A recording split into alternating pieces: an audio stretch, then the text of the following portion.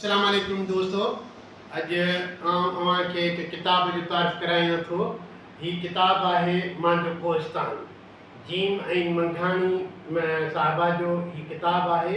हिन किताब में हिन जे पंहिंजे ख़ानदान जे उन्हनि सूर्यनि पुटनि ऐं सूर्यनि मर्द थेर माण्हुनि जो जेके हिन ते खाका आहिनि ऐं उन में हुन पंहिंजी कोहिस्तानी ॿोली इस्तेमालु कंदे, पंहिंजी जेके इलाइक़े जी ॿोली इस्तेमालु कंदे ऐं पंहिंजा इन अज़ीज़नि जा खाका लिखिया आहिनि। हिन में टोटल खाका जेके आहिनि से 18 आहिनि, जिन में उस्ताद जुमन ते बि खाको आहे ऐं हुनजे पंहिंजे अज़ीज़नि ते बि। हिकु वॾी ॻाल्हि त हिन पंहिंजे वालिद साहिब ते अली मोहम्मद बिगत ते जेको हिन खाको लिखियो आहे उहो शानदार ऐं हिकिड़ो तारीख़ी खाको आहे।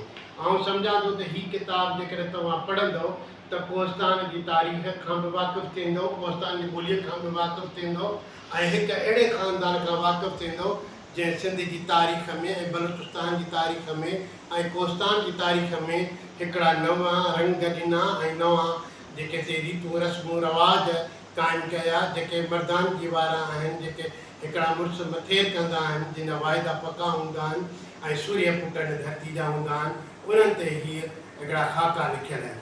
हीअ किताबु ॾाढो सुठो आहे, सिंधी अदबी बोर्ड छपियो आहे। ऐं सम्झां थो त हीअ किताब असांजे अदब दोस्तनि खे ऐं अदीबनि खे ऐं ख़ुसूसन ॿोलीअ जे माहिरनि खे हीअ किताब ज़रूरु पढ़णु घुरिजे। गॾो गॾु तारीख़ जे माहिरनि खे बि हीअ किताब पढ़णु घुरिजे। तव्हां सभिनी जी महिरबानी।